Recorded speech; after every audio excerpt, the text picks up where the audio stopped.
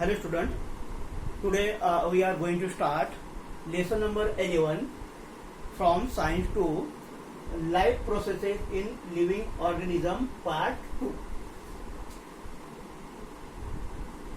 Life processes in living organism part 2. Okay, तो आता या चॅप्टर मध्ये आपल्याला काय पाहिजे, एकदम सिंपल आणि साधा चॅप्टर आहे. तर रिप्रोडक्शन. आता रिप्रोडक्शन म्हणजे काय, याची डेफिनेशन आपण लास्ट इयरला म्हणून म्हणजे 5th 6th 7th 8th 9th 10th standard पासून आपण ना रिप्रोडक्शन आपल्याला ही डेफिनेशन माहिती आहे. काय म्हणू शकतो आपण रिप्रोडक्शनची definition, the process of formation of new species from pre existing organism is called reproduction. म्हणजे काय, अगोदर असलेल्या ज्या पेशीज, ओके, पेशीज म्हणजे काय ॲनिमल, तर त्यांच्यापासून नवीन ॲनिमलचं फॉर्मेशन होणे, तर त्याला काय म्हणतात रे, रिप्रोडक्शन म्हणतात. फॉर एक्झाम्पल, ओके, सपोज आपला स्वतःचा आपण असा विचार केला की आपण एक प्रकारचे ॲनिमल आहे, तर आपलं फॉर्मेशन कोणापासून झाले, आपले जे प्री एक्झिस्टिंग आपले मदर आणि फादर यांच्यापासून झाले, बरोबर ना. पण डेफिनेशनचा अर्थ कळला, the process of formation of new organism from pre existing organism it is called reproduction. एकदम सरळ आणि साधी डेफिनेशन आहे. त्यानंतर या रिप्रोडक्शनचा काय फायदा होतो, पहा ना, एका पिढीपासून दुसऱ्या पिढीचं फॉर्मेशन होतं. म्हणजे एका जनरेशन पासून दुसऱ्या जनरेशनचं काय होत असतं, फॉर्मेशन होत असतो. याचा फायदा काय, याचा फायदा म्हणजे काय, it is a useful for evolution of species. It is a useful for evolution of species.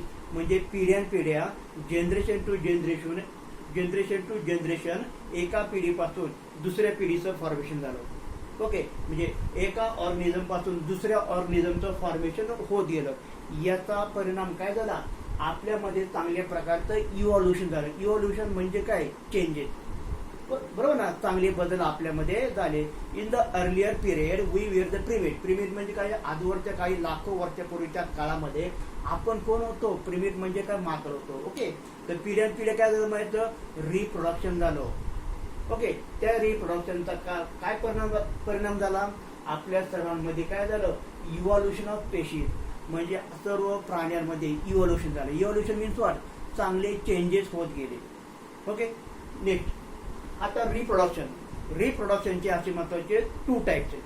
कोणते कोणते 2 टाइप्स आहेत, asexual reproduction and sexual reproduction. इथं असेक्शुअल रिप्रोडक्शन कशाला म्हणायचं, याच्यामध्ये आपण हे पाहायचं, the formation of new organism without involvement of gamete. Okay, without involvement of gamete cell. म्हणजे या ठिकाणी आपल्याला हे पाहायचंय, असेक्शुअल रिप्रोडक्शन आपण कशाला म्हणू शकतो, काय म्हणू शकतो रे, formation of new organism without gamete. म्हणजे नवीन जीवांची, नवीन प्लांट म्हणा, नवीन ॲनिमल म्हणा, त्यांचं फॉर्मेशन व्हायचं असेल तर आपल्याला गॅमेट सेलची गरज लागत नाही. एक एक्झाम्पल आपण या ठिकाणी घेऊया. काय एक्झाम्पल पहा, आपलं फॉर्मेशन कशापासून झाले. सपोज या ठिकाणी आपण असं कन्सिडर करू, ही समजा आपल्या मदरची फिमेल गॅमेट सेल. ओके, त्याचबरोबर ही आपल्या फादरची काय म्हणायची, स्पर्म म्हणजे काय, मेल गॅमेट. म्हणजे मला सांगा रे, आपलं फॉर्मेशन झाले म्हणजे मदर मध्ये असलेली फिमेल गॅमेट सेल, फादर मध्ये असलेली मेल गॅमेट सेल, या दोघांचं फ्युजन झालं तर त्याच्यापासून काय तयार झालं, म्हणजे ह्या 2 सेल एकमेकांमध्ये असं समजा मिक्स झाल्या, तर त्याच्यापासून कोण तयार झाला, झायगोट तयार झाला. या झायगोट पासून कोण तयार होतं, नंतर एम्ब्रिओ तयार होतो. आणि या एम्ब्रिओ पासून कोण तयार होतो, एखादं ऑस्प्रिंग म्हणजे काय, एखादं लहान मूल म्हणून, ओके, अपत्य म्हणून आपण याचं फॉर्मेशन होतं. म्हणजे काय रे, पहा, असेक्शुअल रिप्रोडक्शन होण्यासाठी आपल्याला गॅमेट सेलची गरज लागते का, नाही लागत. परंतु सेक्शुअल रिप्रोडक्शन होण्यासाठी आपल्याला गॅमेट सेलची गरज लागते. म्हणून या ठिकाणी एक पॉईंट आहे, काय पॉईंट आहे, formation of new organism without gamete. म्हणजे नवीन जीवांची, नवीन प्लांट म्हणा, नवीन ॲनिमल म्हणा, किंवा नवीन मायक्रोबेस म्हणा, युनिसेल्युलर ऑर्गॅनिझम म्हणा, ओके, त्यांचं फॉर्मेशन होण्यासाठी आपल्याला गॅमेट सेलची गरज लागत नाही. ओके, त्यानंतर पहा, इट इज अ युनिपॅरेंटल म्हणजे काय, मी लक्ष द्या, असेक्शुअल रिप्रोडक्शन होण्यासाठी मेल आणि फिमेल ह्यांची गरज लागत नाही. युनिपॅरेंटल म्हणजे काय, एक जरी अॅनिमल असला तरी त्याच्यापासून दुसरा अॅनिमल कार्य तयार होऊ शकतो. त्याचं आपण एक एक्झाम्पल पाहूया. काय एक्झाम्पल पाहूया या ठिकाणी पहा बरं. सपोज या ठिकाणी एक मी काय घेतलं रे, एक आपण हे घेऊया रोज प्लांट म्हणजे काय रे, गुलाबाचं झाड. ओके, या ठिकाणी समजा हा रोज प्लांट आहे. आता मी या ठिकाणी काय करतो, हे जे गुलाबाचं जे प्लांट आहे, ओके, रोजचा जो प्लांट आहे, तिची मी समजा छोटी जी फांदी घेतली आणि ती फांदी मी समजा एखाद्या प्लास्टिक पॉलिथिन बॅग मध्ये इन्सर्ट केली. त्यानंतर त्याला प्रॉपर आपण वॉटर म्हणा, बरोबर ना, इतर न्यूट्रिएंट म्हणा, याचा सप्लाय केला तर याच्यापासून काय होणार आहे, एक नवीन रोज प्लांट तयार होणार आहे. मला सांगणार आहे म्हणजे हा प्लांट नवीन तयार होणार आहे, बरोबर आहे. म्हणजे हा प्लांट कोणापासून तयार झाला, एकाच प्लांट पासून तयार झाला. तिथे त्याला आपल्याला 2 पार्टनरची गरज लागते का, अजिबात नाही. म्हणून इथं असं म्हणतात असेक्शुअल रिप्रोडक्शन कसं आहे, युनिपॅरेंटल आहे, म्हणजे एकाच पॅरेंटची म्हणजे एकाच ऑर्गॅनिझमची गरज लागते. त्यानंतर ऑकर बाय मायटोसिस. आता असेक्शुअल रिप्रोडक्शन मध्ये हा जो काय अॅनिमल तयार होतो, समजा आपण हा रोज प्लांट आहे, त्याच्यापासून हा दुसरा प्लांट तयार झाला. याच्यामध्ये जी काय ग्रोथ झाली, ग्रोथ म्हणजे काय म्हणू आपण त्याला, त्याच्यामध्ये जी काय वाढ झाली, ती वाढ, ती ग्रोथ कशी असते किंवा कशी होते, it is called mitosis. Mitosis म्हणजे काय रे, सपोज हा सुरुवातीला एक छोटीची फांदी असणार आहे, एक छोटीची फांदी असणार आहे. नंतर ह्या छोट्याच्या फांदीमध्ये आपण समजा त्याला पाणी म्हणा, ओके, वॉटर वगैरे म्हणून आपण त्याला न्यूट्रिएंट म्हणजे खत वगैरे दिलं की त्याच्यामध्ये प्रॉपर वाढ होणार आहे. पण ती वाढ कशी असते, लक्ष द्या, हा पूर्ण पाठ किंवा ही छोटीची फांदी म्हणा, ओके, कशापासून बनलेली असती, सेल पासून बनलेली असती. आणि त्या सेल मध्ये काय होतं, मायटोसिस. मायटोसिस म्हणजे काय रे, आपण लास्ट लेक्चरला किंवा लास्ट लेसन मध्ये पाहिले, mitosis means what, formation of 2 cell from the single mother cell. म्हणजे एका सेल पासून 2 सेल तयार होणार. म्हणजे लक्ष द्या, ह्याच्यामध्ये असे भरपूर सेल असतात, त्या प्रत्येक एका सेल पासून 2 सेल तयार होतात. पुन्हा काय होतं, नवीन तयार झालेल्या ज्या काय सेल असतात, पुन्हा त्यांच्यापासून काय होत असतं, एका सेल पासून पुन्हा 2 अशा सेल कार्य तयार होत असतात. आणि हा प्लांट काय होतो रे, त्याच्यामध्ये ग्रोथ होते. म्हणजे काय पहा ना, असेक्शुअल रिप्रोडक्शन कसं आहे, युनिपॅरेंटल आहे. त्याचबरोबर त्याची ग्रोथ होते, वाढ होते, कशी, बाय मायटोसिस. ओके, नाव सी, पुढचा पॉईंट पाहूया आपण. It is a fast process. Fast process म्हणजे काय, लक्ष द्या. म्हणजे असेक्शुअल रिप्रोडक्शनच्या मदतीने सपोज एखादा प्लांट म्हणा किंवा एखादा अॅनिमल म्हणा, तर त्याची जी ग्रोथ म्हणा लगेच होते आणि फास्ट होते, लवकर ग्रोथ होते. Okay, genetic recombination is absent. आता जेनेटिक रिकॉम्बिनेशन इज अबसेंट. आता पुन्हा एकदा पहा, या प्लांट पासून आपण काय, हा प्लांट तयार केला, हा रोज प्लांट होता म्हणजे गुलाबाचं झाड होतं, आणि त्या झाडापासून दुसरं छोटं झाड तयार झालं.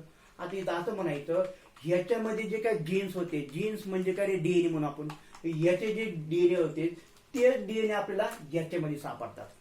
म्हणजे मला सांगा, या नवीन ज्या रोज प्लांट मध्ये नवीन असे जीन डेव्हलप होतात का, नाही. म्हणून या ठिकाणी हे सांगितलंय, जेनेटिक रिकॉम्बिनेशन इज अबसेंट. नवीन जीनचं कॉम्बिनेशन होत नाही किंवा नवीन जीन तयार होत नाही. परंतु एक एक्झाम्पल आपण पुन्हा पाहूया. सपोज आपल्या बाबतीत विचार केला आपण, मी काय म्हणतो रे, सपोज या ठिकाणी आपल्या मदरची फिमेल गॅमेट सेल आणि आपला फादरचा हा जो स्पर्म म्हणजे मेल गॅमेट सेल. इथं न्यूक्लियस आहे, या ठिकाणी न्यूक्लियस आहे. ओके, ह्या न्यूक्लियस मध्ये कोण असतं, डीएनए असतात. डीएनए म्हणू किंवा आपण सिम्पली त्याला असं म्हणू शकतो आपण की त्याच्यामध्ये क्रोमोझोम असतात. ओके, मग हे जे क्रोमोझोम असतात, मग आपण काय म्हणू, किंवा डीएनए असतात, जेव्हा फिमेल गॅमेट आणि मेल गॅमेट सेल एकत्र येतात, एकजीव होतात, तेव्हा काय होतं, जेनेटिक रिकॉम्बिनेशन होतं. परंतु हे जेनेटिक रिकॉम्बिनेशन सेक्शुअल रिप्रोडक्शन मध्ये घडून येतं. परंतु असेक्शुअल रिप्रोडक्शन मध्ये जेनेटिक रिकॉम्बिनेशन कसं असतं, ऍबसेंट असतं. ओके, आता आपण पुढचा पॉईंट पाहूया. काय दिलं आपल्याला, asexual reproduction in a unicellular organism. आता असेक्शुअल रिप्रोडक्शन म्हणजे काय, नवीन अॅनिमलचं फॉर्मेशन मध्ये. ओके, पण त्यासाठी गॅमेटची गरज लागते का, नाही लागत, बरोबर. आता हे असेक्शुअल रिप्रोडक्शन आणखी कोणामध्ये घडून येतो. आता असा पॉईंट दिलाय, asexual reproduction in a unicellular organism. Unicellular organism म्हणजे काय, single cell animal. Unicellular organism म्हणजे काय म्हणू शकतो आपण रे, सिंगल सेल अॅनिमल. आता सिंगल सेल अॅनिमल असतात तर त्यांच्यामध्ये रिप्रोडक्शन कसं होतं, हा पहिला पॉईंट पाहूया आपण. या ठिकाणी काय दिले बरे, बायनरी फिजन. आता binary means what, binary means 2. इथं असं समजून घ्यायचं, एक सपोज युनिसेल्युलर म्हणजे सिंगल सेल अॅनिमल आहे तर त्याच्यापासून किती ॲनिमल तयार होणार? 2 ॲनिमल तयार होणार. आता या ठिकाणी पाहू आपण बायनरी फ्युजन म्हणजे काय. One parent cell. One parent cell म्हणजे काय? एक युनिसेल्युलर ॲनिमल. इथं आपण अॅमिबा कन्सिडर करू शकतो. डिवाइड इंटू 2 डॉटर सेल म्हणजे एका अॅमिबापासून 2 अॅमिबा तयार होतात. किंवा असं म्हणू simple, from one parent cell म्हणजे एका पॅरेंट सेल पासून किंवा एका ॲनिमल पासून 2 डॉटर सेल तयार होतात. म्हणजे काय म्हणायचं? 2 ॲनिमलचं फॉर्मेशन होतं. या ठिकाणी आपल्याला एक्झाम्पल दिले. बायनरी फ्युजन कोणत्या कोणत्या युनिसेल्युलर ऑर्गॅनिझम मध्ये घडून येतं? पहिले दिले आपल्याला प्रोकॅरियोटिक्स. प्रोकॅरियोटिक म्हणजे काय? एक प्रकारचा बॅक्टेरियांचा ग्रुप असतो तो. ओके. त्यानंतर आणखी आपल्या या ठिकाणी दिले प्रोटिस्ट. आता प्रोटिस्ट मध्ये कोणत्या ॲनिमल येतात? अॅमिबा येतो, पॅरामेशियम येतात आणि युग्लिना. बरोबर ना. त्याचबरोबर आपल्या प्लांट सेलमध्ये असलेले मायटोकॉन्ड्रिया आणि क्लोरोप्लास्ट यांच्यामध्ये पण काय होतं? बायनरी फ्युजन घडून येतं. आपण हा पॉईंट पाहतोय. युनिसेल्युलर ऑर्गॅनिझम मध्ये सुद्धा असेक्शुअल रिप्रोडक्शन कॅरी आउट होतं किंवा घडून येतं. आपण पहिला पॉईंट पाहतोय बायनरी फ्युजन. बायनरी फ्युजन म्हणजे काय? Simple, from the single parent cell formation of 2 daughter cell म्हणजे एका युनिसेल्युलर ऑर्गॅनिझम पासून 2 युनिसेल्युलर ऑर्गॅनिझमचं फॉर्मेशन होत असतं. तर त्याला काय म्हणतात रे? Binary fusion. त्यानंतर आपल्याला हे पाहिजे पहा बरं, टाइप्स ऑफ बायनरी फ्युजन. आता बायनरी फ्युजनचे टाइप म्हणजे एखादा ॲनिमल कसा डिवाइड होतो, कोणत्या प्लेन मध्ये डिवाइड होतो, त्यानुसार बायनरी फ्युजनचे किती टाइप दिले तरी आपल्याला 3 टाइप दिले आहेत. म्हणजे कोणत्या अँगल मध्ये म्हणा, कोणत्या प्लेन मध्ये म्हणा, एखादा युनिसेल्युलर ऑर्गॅनिझम तिथं डिव्हिजन होतं. डिव्हिजन होतं म्हणजे काय? एका ऑर्गॅनिझम पासून 2 ऑर्गॅनिझम कसे तयार होतात ते पाहिजे आपल्याला. Suppose types of binary fusion म्हणतो आपण. ओके. आता या ठिकाणी दिलं काय आपल्याला? Simple binary fusion. आता simple binary fusion, simple binary फ्युजनचं एक्झाम्पल दिले अमिबा. आता त्याला सिंपल बायनरी फ्युजन का बरं माहिती? एक मिनिट आपण या ठिकाणी आपलं स्टेट बोर्डचं जे टेक्स्टबुक आहे त्याच्यामध्ये पाहूया. आता या ठिकाणी आपल्याला काय दिसते पहा. या ठिकाणी आपल्याला हा अमिबा दिसते. बरोबर. आता हा अमिबा आहे. ओके. तर त्याच्यापासून या ठिकाणी आपल्याला 2 डिव्हिजन झाल्यासारखं दिसते. परंतु हा जो अमिबा असतो, ओके, तो कोणत्याही प्लेन मध्ये त्याचं डिव्हिजन होतं. आपण असं म्हणू शकतो तो असा पण डिवाइड होऊ शकतो, उभा पण होऊ शकतो, बरोबर, असा क्रॉस देखील होऊ शकतो. म्हणजे कोणत्याही अँगलमध्ये त्याचं डिव्हिजन होतं. म्हणून त्याला म्हणतात रे सिंपल बायनरी फ्युजन. ओके. काय म्हणायचं त्याला? Simple binary fusion. पहा बरं या ठिकाणी मग पहा, सिंपल बायनरी फ्युजन म्हणजे अमिबामध्ये आपल्याला पाहायला मिळतं. त्यानंतर आज दिलं आपल्याला ट्रान्सफर बायनरी फ्युजन. आता ट्रान्सफर बायनरी फ्युजन म्हणजे काय? या ठिकाणी आपल्याला पॅरामेशियमचं एक्झाम्पल दिले. बरोबर ना. म्हणजे पॅरामेशियम मध्ये ट्रान्सफर बायनरी फ्युजन होतं. म्हणजे या ठिकाणी आपण हे पाहूया. पहा बरं काय दिले या ठिकाणी. या ठिकाणी पहा, हा पॅरामेशियम आहे. ओके. एका पॅरामेशियम पासून जे या ठिकाणी आपल्याला 2 पॅरामेशियमचं फॉर्मेशन झालेलं दिसते. परंतु पॅरामेशियमचं फॉर्मेशन झाले, परंतु त्याचं डिव्हिजन कसं झाले? एका पॅरामेशियम पासून 2 पॅरामेशियम कसे तयार झालेत? ट्रान्सवर्स म्हणतो आपण. ट्रान्सवर्स म्हणजे काय? आडवे. पण हा एक पॅरामेशियम होता, तर ते बरोबर त्याचा आडवा छेद झाला. म्हणजे बरोबर मिडलला 2 सेक्शन तयार झाले आणि अशी या ठिकाणी आपल्याला 2 पॅरामेशियमचं फॉर्मेशन पाहायला मिळतं. ह्याला काय म्हणायचं? Transfer binary fusion. त्यानंतर आपल्याला थर्ड वन दिलेला आहे, तर त्याला म्हणायचं longitudinal binary fusion. Longitudinal means what? उभं. त्याचं एक्झाम्पल दिलं आपल्याला युग्लिना. आपण पुन्हा एकदा आपल्या स्टेट बोर्डचं जे टेक्स्टबुक आहे त्याच्यामध्ये आपण हे पाहूया. पहा बरं या ठिकाणी क्लिअरपणे आपल्याला डायग्राम मध्ये दिसते. या ठिकाणी आपला पहा हा जो युग्लिना आहे, ओके, त्याच्यामध्ये त्यानंतर ही डायग्राम पहा, त्यानंतर ओके ही डायग्राम पहा, ही पहा, ही पहा, ही पहा. तर डायरेक्ट एक काम करा, हा एक युग्लिना होता आणि त्याच्यापासून आपल्याला असे फॉर्मेशन ऑफ 2 युग्लिना दिसतात. म्हणजे ह्याच्यामध्ये पहा ना, हा एक युग्लिना होता, त्याच्यामध्ये डिव्हिजन झाले, त्याच्यामध्ये सेक्शन दिसतो आपल्याला, पण तो सेक्शन कसा होता? उभा होता.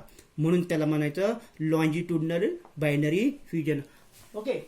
पुन्हा एकदा पहा, टाइप्स ऑफ बायनरी फ्युजन म्हणजे युनिसेल्युलर ऑर्गॅनिझम त्याची जी ग्रोथ होते, ती ग्रोथ कशी होते? त्याचे 3 टाईप. म्हणजे बायनरी फ्युजन कसं होतं? त्याचे 3 type. Simple binary fusion, example amoeba. म्हणजे अमिबा कोणत्याही प्लेन मध्ये त्याचं काय होत असतं? डिव्हिजन होत असतं. म्हणजे तो कोणत्याही प्लेन मध्ये होऊ शकतो. परंतु ट्रान्सफर बायनरी फ्युजन कोणामध्ये घडून येतं? पॅरामेशियम मध्ये घडून येतं. ट्रान्सवर्स म्हणजे काय रे, एक आपण डायग्राम पाहिली असतात बरोबर ना, म्हणजे पॅरामेशियम म्हणतात बरोबर, तो आडवा बरोबर, पण त्याला म्हणजे ट्रान्सवर्स सेक्शन त्याच्यामध्ये होतो आणि 2 पॅरामेशियम तयार होतात. त्यानंतर लॉन्जिट्युडनल बायनरी फ्युजन पाहिलं आपण. या लॉन्जिट्युडनल बायनरी फ्युजन म्हणजे काय समजायचं, म्हणजे आपण हा युग्लिना हा जे डायग्राम आता आपण पाहिलेला आहे, तर त्याच्यामध्ये काय दिसतं आपल्याला, युग्लिनाचं व्हर्टिकल 2 सेक्शन दिसतात म्हणजे बरोबर ना, आणि त्याच्यापासून काय तयार झालं, कोणाचं फॉर्मेशन झालं, 2 युग्लिनाचं फॉर्मेशन झालं. म्हणजे काय म्हणायचं, फ्रॉम द 1 सेल किंवा from 1 parent cell formation of 2 daughter cell. Okay. त्यानंतर आपण नेक्स्ट पॉईंट पाहूया, मल्टिपल फ्युजन मीन्स व्हॉट. याच्याबद्दल थोडक्यात मी तुम्हाला सांगतो, मल्टिपल फ्युजन मीन्स व्हॉट. एक युनिसेल्युलर ऑर्गॅनिझम असतो. ओके. त्या एका युनिसेल्युलर ऑर्गॅनिझम पासून असे मल्टिपल म्हणजे काय, मेनी ऑर्गॅनिझमचं फॉर्मेशन होतं. 2 मार्क्ससाठी ह्याच्यावरती व्हेरी व्हेरी आयएमपी क्वेश्चन विचारला जातो. आता तो काय आपण समजून घ्या. काय केलंय, मल्टिपल फ्युजन म्हणजे एक अॅनिमल आहे, एका अॅनिमल पासून मेनी अॅनिमल तयार होतात, मेनी युनिसेल्युलर ऑर्गॅनिझमचं फॉर्मेशन होतं, म्हणून त्याला म्हणतात मल्टिपल फ्युजन. पाहू आपण पहिला point. It is a take place in the amoeba and protist. म्हणजे अमेबा मध्ये घडून येतो आणि काय म्हणायचं, प्रोटिस्ट. प्रोटिस्ट म्हणजे कोण, काय पॅरामेशियम, युग्लिना हे जे अॅनिमल आहे तर त्यांच्यामध्ये मल्टिपल फ्युजन कार्य कॅरी आउट होतं म्हणजे किंवा घडून येतं असं आपण म्हणूया. त्यानंतर आता इन ऍडवर्स कंडिशन, आता अमेबा मध्ये काय चेंजेस होतो, मल्टिपल फ्युजनचं त्यांनी एक एक्झाम्पल दिले. In adverse condition, adverse condition means what. Suppose amoeba समजा आपल्याला माहिती आहे पाण्यामध्ये सापडतात बरोबर ना, समजा पाण्यामधलं ऍटमॉस्फिअर सपोज प्रॉपर नसेल अमेबासाठी, तर त्यावेळी त्याला काय म्हणायचं, ऍडवर्स कंडिशन म्हणजे वाईट परिस्थिती म्हणून आपण. Okay. In adverse condition around the plasma membrane protective covering cyst is form. इथं असं म्हणायचं, समजा एखादा अमेबा या ठिकाणी, सपोज या ठिकाणी अशा पद्धतीचा मी समजा एक अमेबा काढला. ओके. हा अमेबा म्हणून आपण. ऍडवर्स कंडिशन ज्यावेळी असते म्हणजे पाणीमधलं ऍटमॉस्फिअर अमेबासाठी पोषक किंवा चांगलं नसतो, त्यावेळी हा जो अमेबा असतो हा त्याचा आउटर लेअर आहे बरोबर, हा त्याचा जो आउटर लेअर आहे तर त्याला म्हणायचं प्लाझ्मा मेम्ब्रेन. त्याला काय म्हणायचं, प्लाझ्मा मेम्ब्रेन. या प्लाझ्मा मेम्ब्रेनच्या कडेने एक प्रोटेक्टिव्ह लेअर तयार होतो. सपोज मी काय केलं, हा अमेबा पुन्हा असा काढला म्हणून आपण, हाच अमेबा आहे आणि त्याच्या कडेने अशा पद्धतीने एक प्रोटेक्टिव्ह कव्हरिंग तयार होतो. हे जे प्रोटेक्टिव्ह कव्हरिंग आहे बरोबर ना, तर त्याला आपण काय म्हणू, सिस्ट म्हणू. ओके. त्या प्रोटेक्टिव्ह कव्हरिंगला आपण काय म्हणायचं, सिस्ट म्हणू. नंतर काय होतं, हा जो काय अमेबाचा जो काय न्यूक्लियस आहे त्या न्यूक्लियसचं काय होतं, न्यूक्लिअर डिव्हिजन होतं. न्यूक्लिअर डिव्हिजन होतं म्हणजे काय म्हणायचं, हा एक न्यूक्लियस असतो, असे भरपूर न्यूक्लियस त्याच्या आतमध्ये तयार होतात. काय म्हणायचं, असे भरपूर न्यूक्लियस या सिस्टच्या आतमध्ये तयार होतात. नंतर हे जे न्यूक्लियस आहे ना, नंतर त्यांच्याकडे सायटोप्लाझमचं कलेक्शन होतं बरोबर ना, सायटोप्लाझमचं कलेक्शन होतं.